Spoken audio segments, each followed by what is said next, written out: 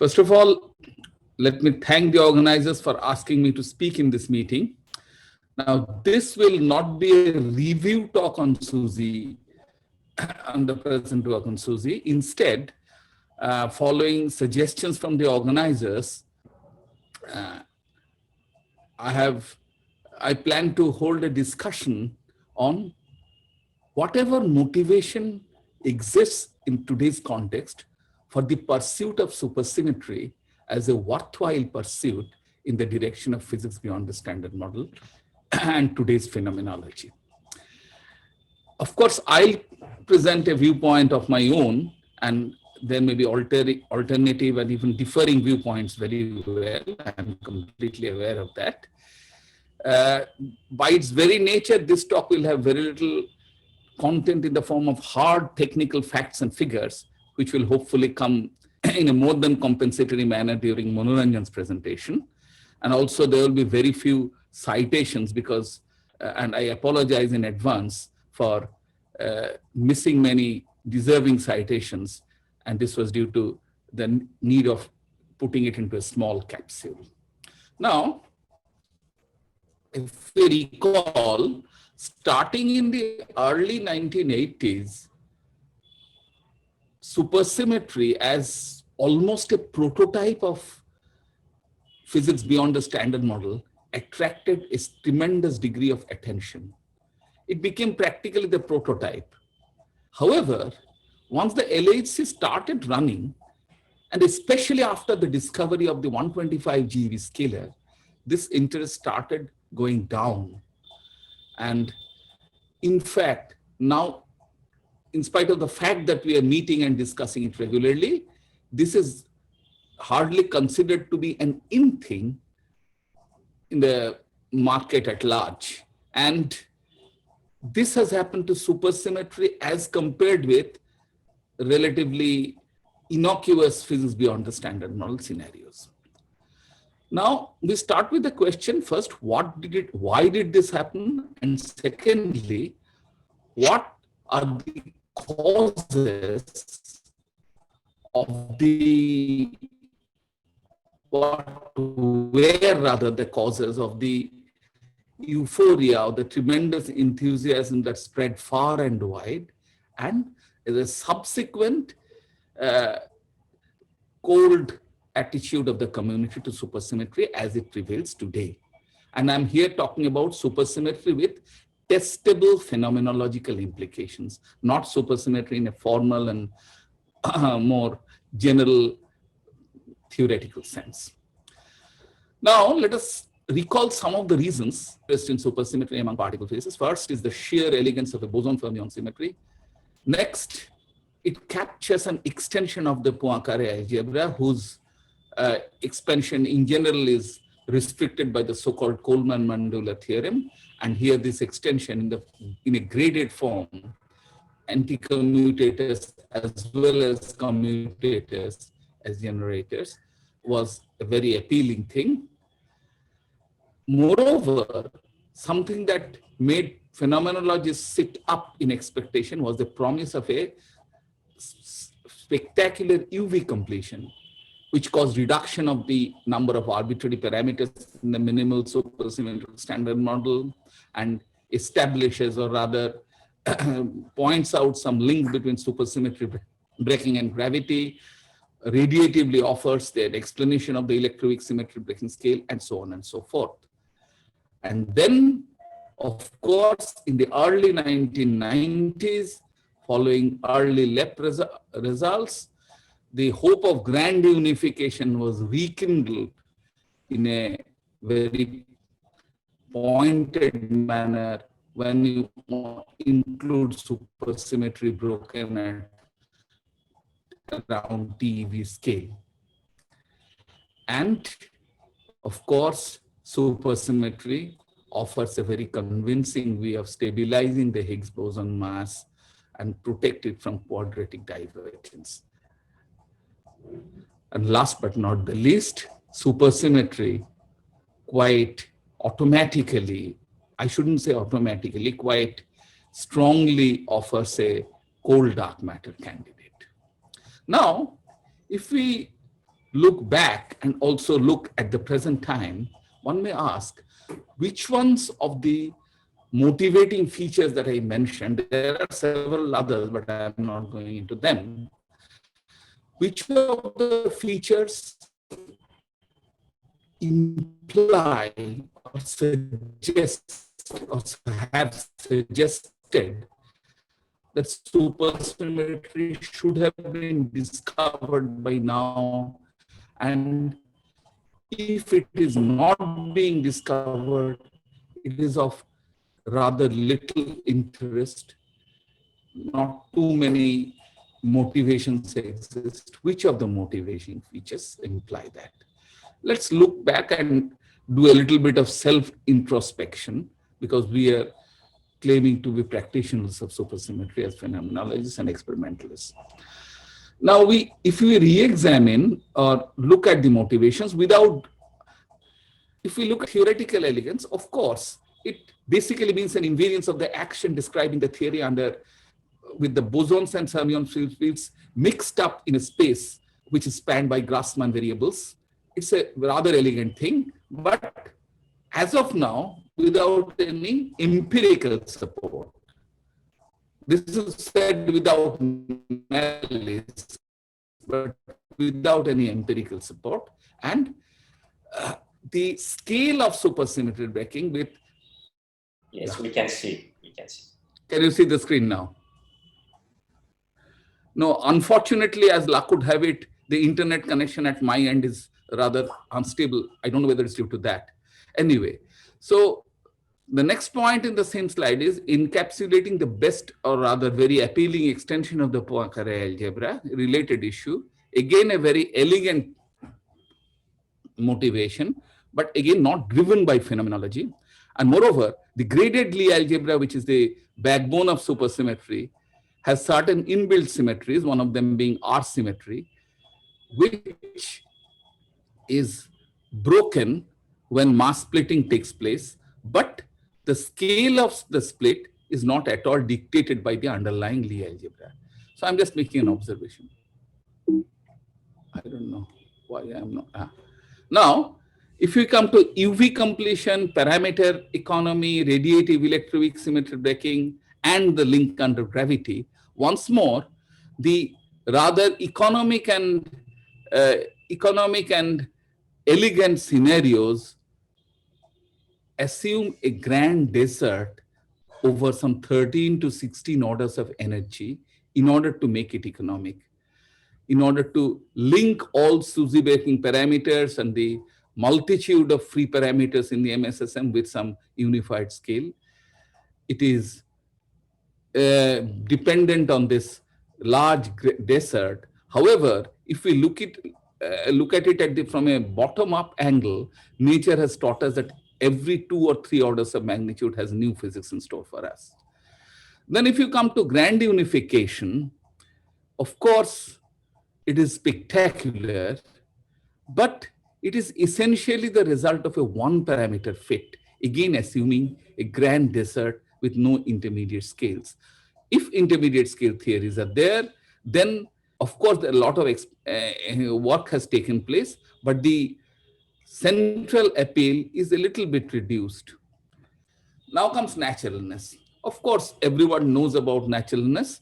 We'll come to more detailed examination soon, but it basically remains, an issue of controlling the contribution to the Higgs boson mass squared, which is quadratically dependent on the cutoff scale for the standard model in general.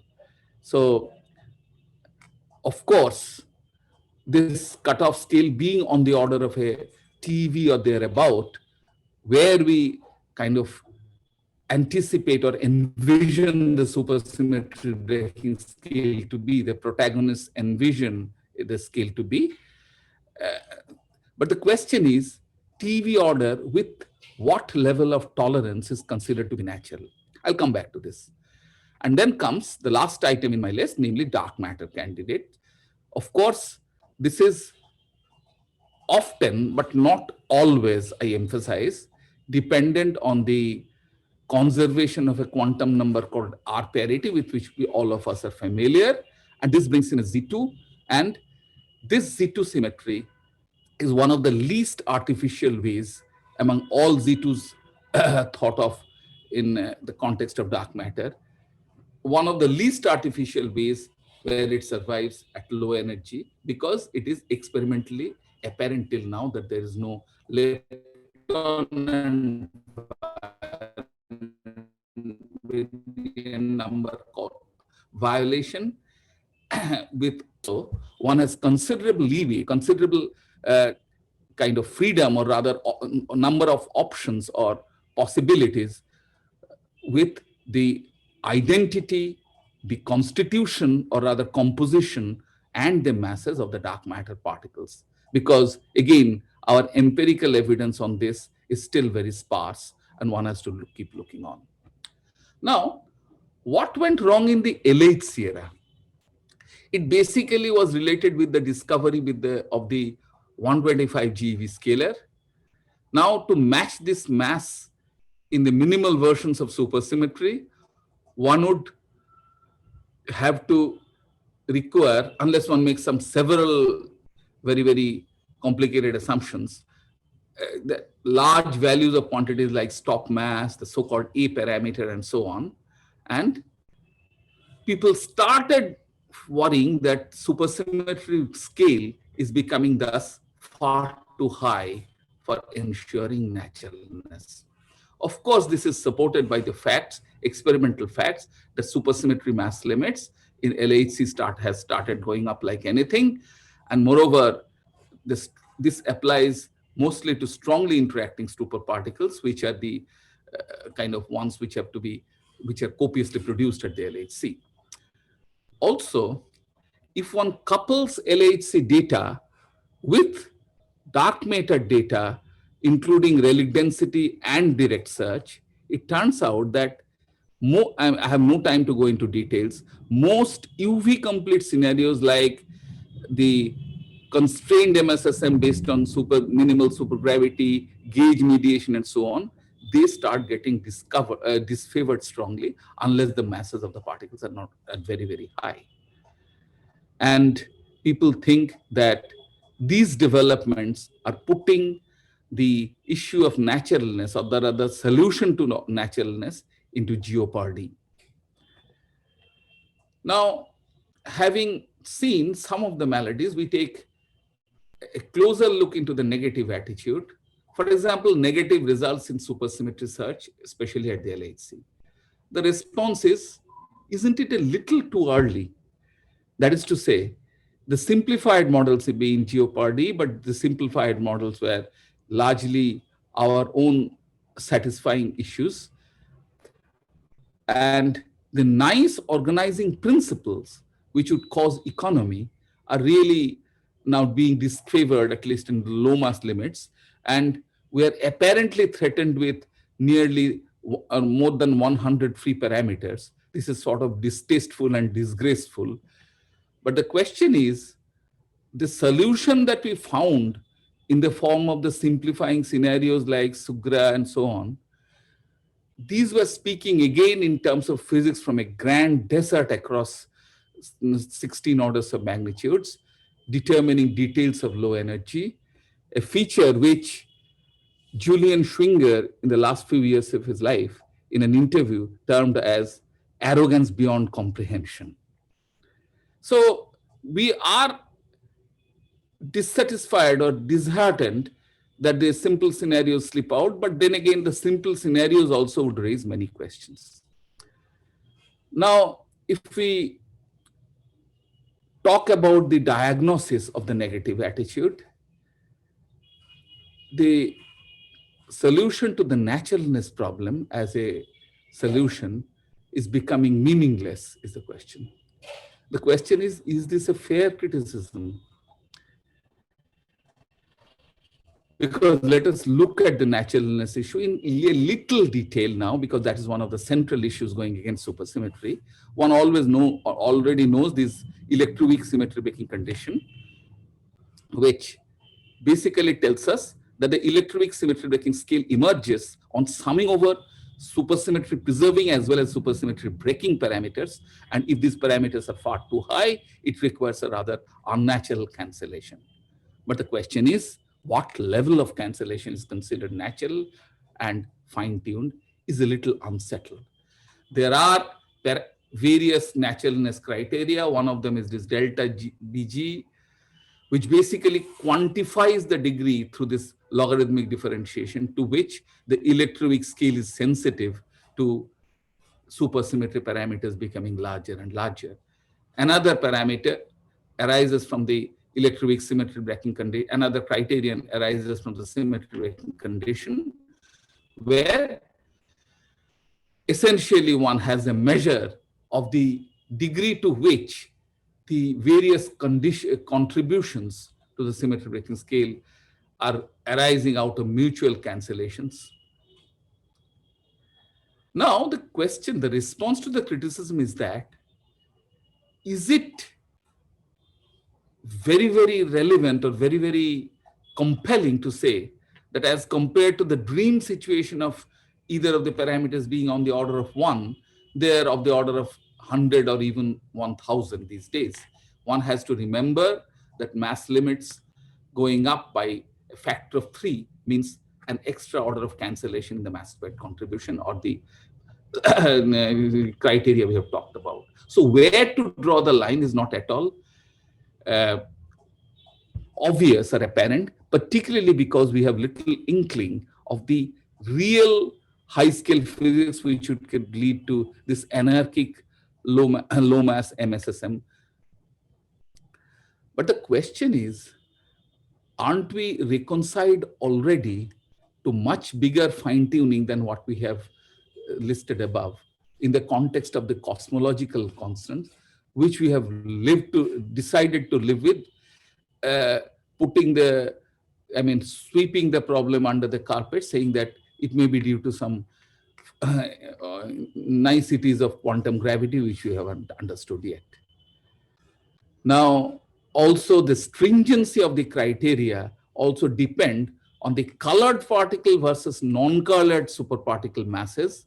And we still don't know whether we have any surprise in store for us. For example, some particle masses in an extended sector, and with a theory where the scale is a little above electroweak symmetry breaking scale, some fermions intervening, some fermions which are chiral in character and therefore are sort of protected from the so-called technical naturalness, and they may have a role in supersymmetry breaking and push the colored particle masses a little too far high.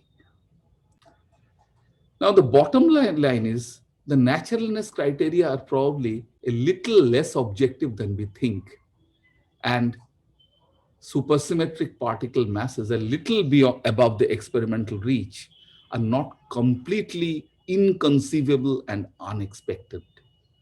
What we need, if we really to keep on trying to look for SUSY, is to resolve to enhance the reach by pushing forward the energy frontier, and enhance the discerning power of searches by pushing forward the luminosity frontier, and last but not the least, look out for indirect signals through astrophysical and cosmological evidences.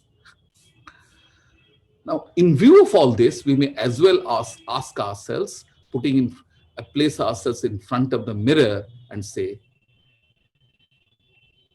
is it everything with the supersymmetry breaking scale, or at least colored superparticle masses going up to several T's is completely unfavorable? Or is it in a way an expression of our frustration because we laid in the earlier years some misplaced faith in a supersymmetry in a few independent parameters form, which would, as we expected in a simple-minded way, definitely lie within the reach of early LHC.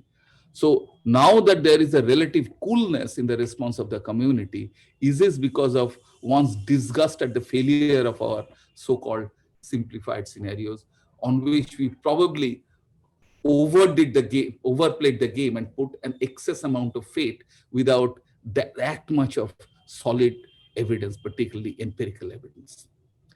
in view of all this, one may still look forward to supersymmetry issues by thinking of dark matter. Naturalness is a subjective content, but dark matter doesn't.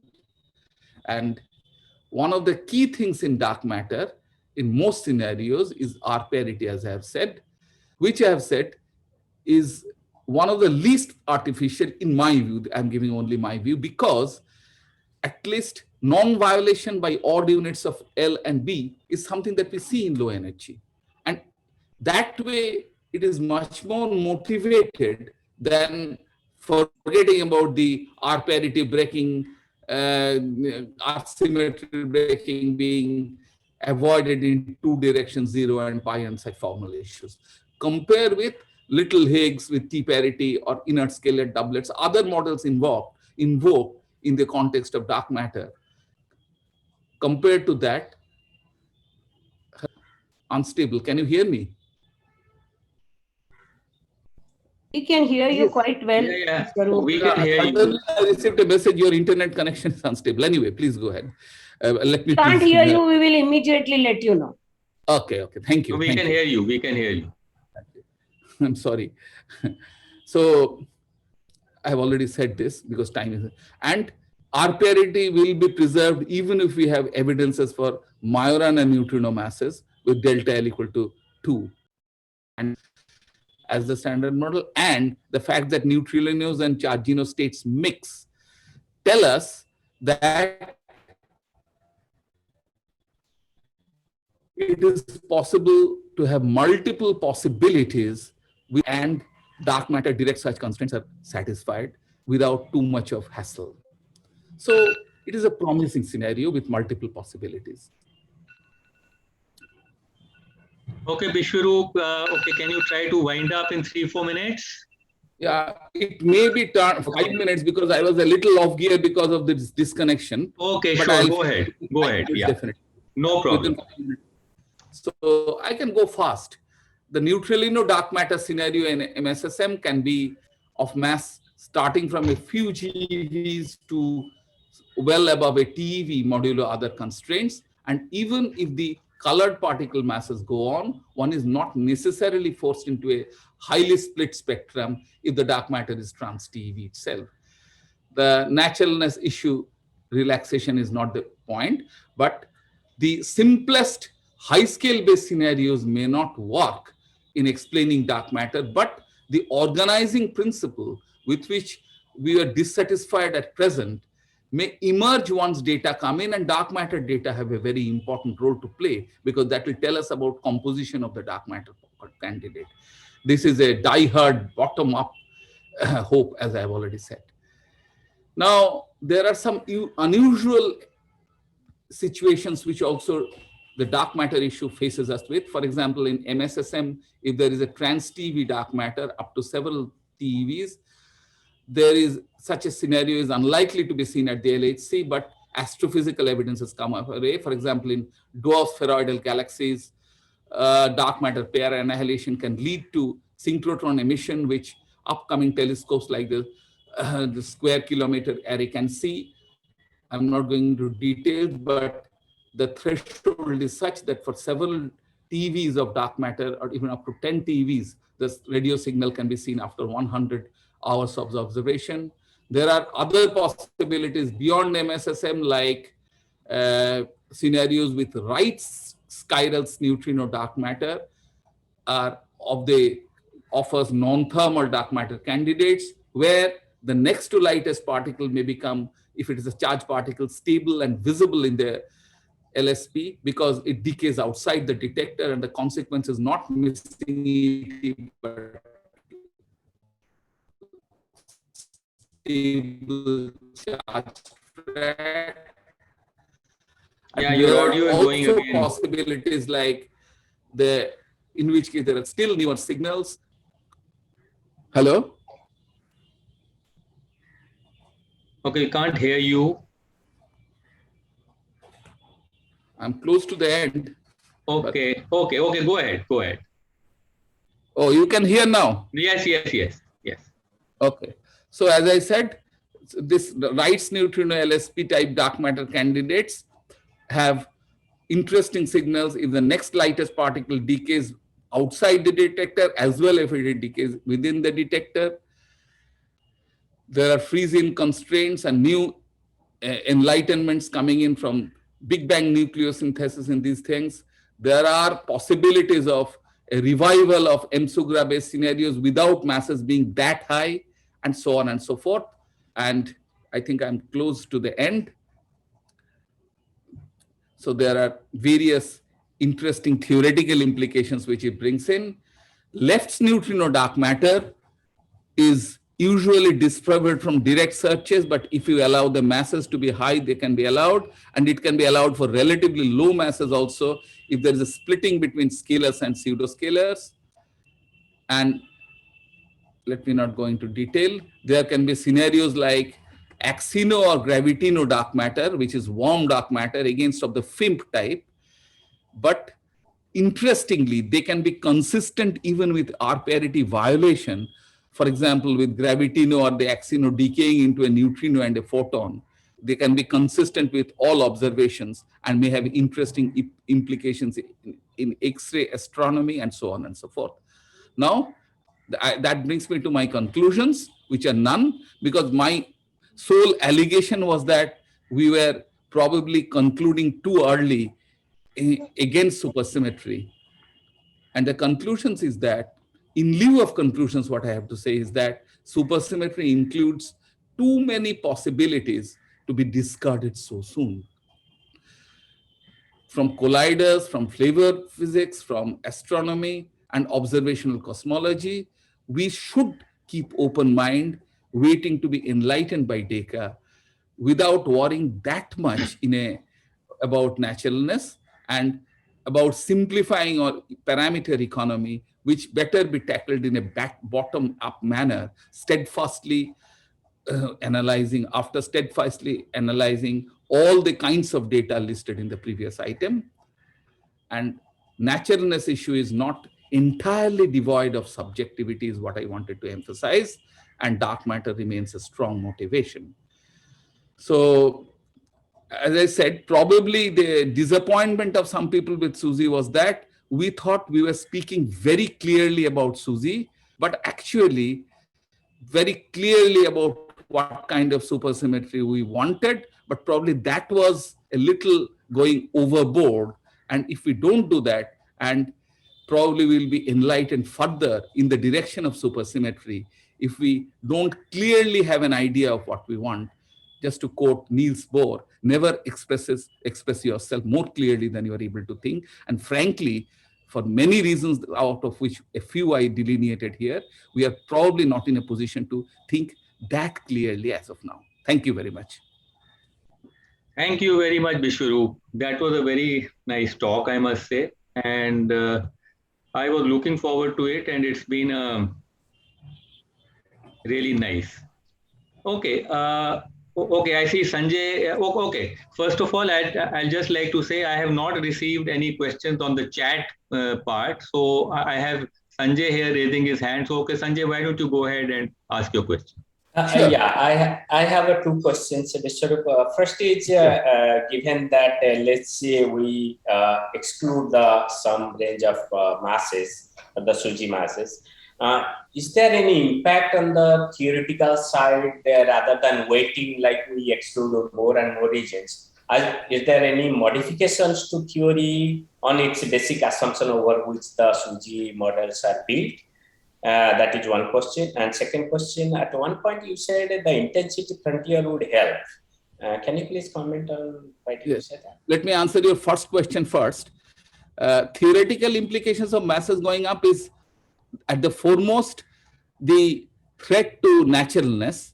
But as I said, probably a bottom-up approach will help us of naturalness, because we may be exposed to something through some effective interaction being discovered at the LHC, which will tell us that whatever is preserving naturalness is due to some interaction or something with the masses going up high, a little beyond the reach of direct production and so on. So that will immediately encourage us to,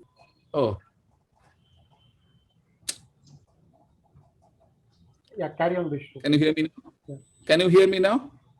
Yes, now we can hear you.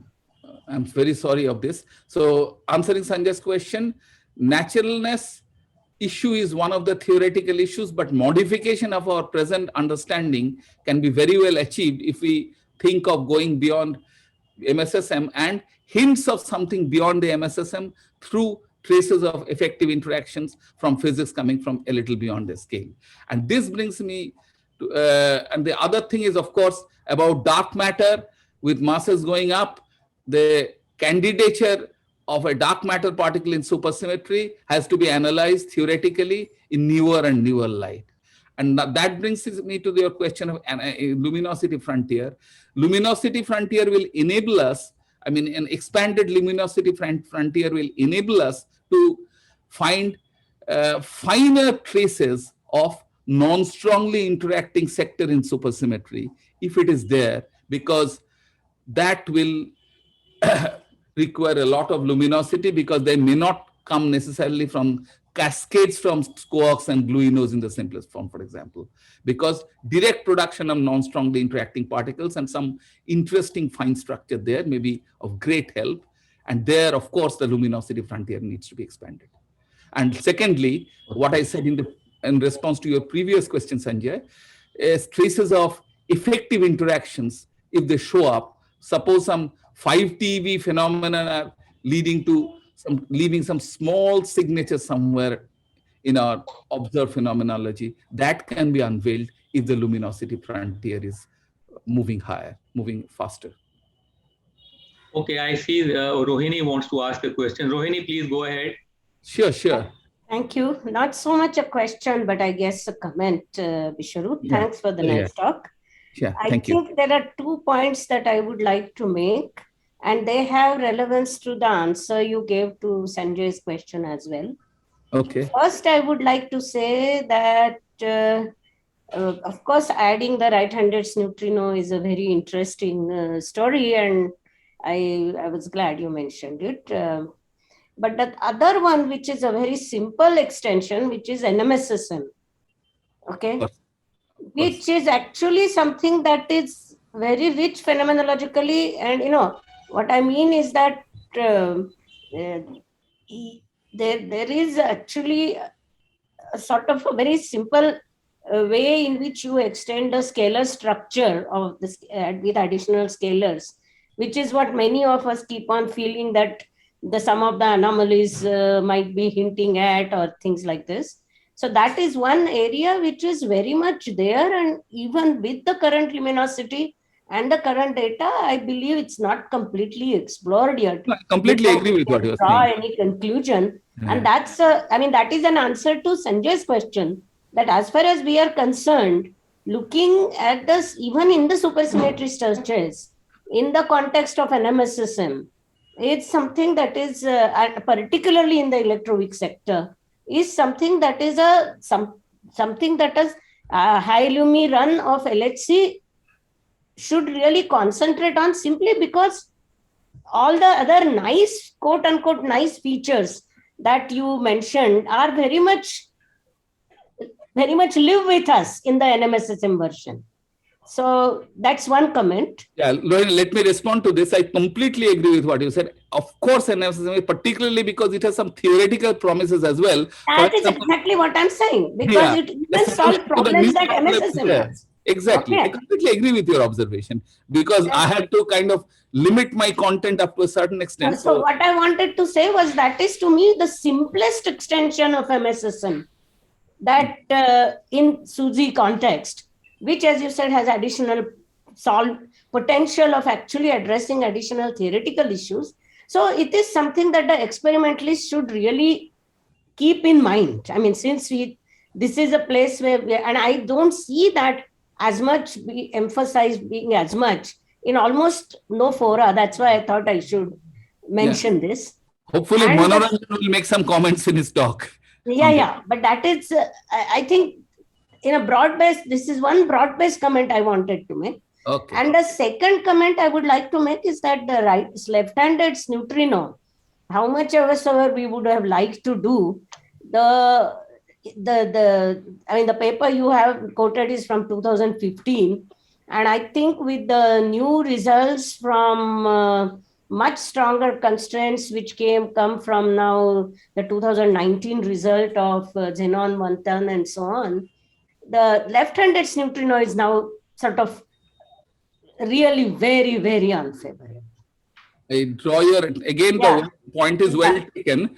Yeah, but I mean, what I mean by strong constraints is I would like to take even stronger, make a stronger statement that it is, this is one thing that is almost on the verge of being ruled out, just like fourth generation, chiral generation was ruled out when we saw the heat signal itself. I mean, I think it's coming to that level, and I just thought that that is a possibility of drawing a completely clear conclusion now on that context, and direct detection experiments have helped us. And you have pointed out clearly that this synergy between the LHC and the other experiments in the direct dark matter context, that synergy is actually never more in full force than anywhere else in this particular conclusion, is all I wanted to say. Okay, I think we should, I think we should go on to the next talk. So I would like to thank Vishwaroop again, and on behalf of everybody.